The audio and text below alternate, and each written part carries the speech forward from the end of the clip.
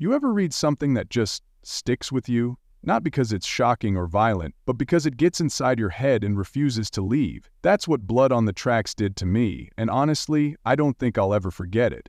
This isn't your typical horror story. There are no ghosts, no monsters, just a slow, creeping sense of dread that builds with every page. Let's talk about why this manga is one of the most unsettling things I've ever read. So, Blood on the Tracks, or Shino Wadachi, is a psychological horror manga by Shuzo Oshimi. If you've read The Flowers of Evil, Happiness, or Inside Mari, you know Oshimi loves diving into the darkest corners of the human mind. And this one takes it to another level. At first, it seems like a simple coming-of-age story. We follow a boy named Saichi and his mother Seiko. They have what looks like a close relationship, but something about it just feels off.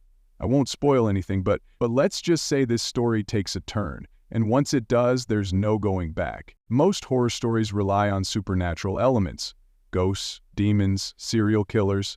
But Blood on the Tracks?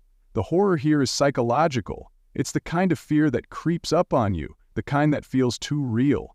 There were moments while reading where I had to stop, take a breath, and process what I just saw. And it wasn't because something big happened, it was because of how the tension builds, how the smallest interactions feel suffocating.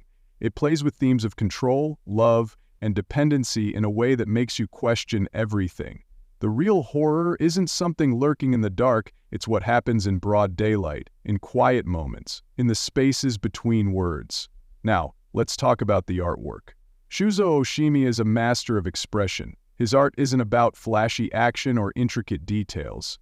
It's about emotion. The way he draws facial expressions, the way a single look between characters can feel heavier than an entire monologue. It's insane. One of the most terrifying things about this manga is how silent it can be. Long pauses, empty spaces, eyes that say more than words ever could.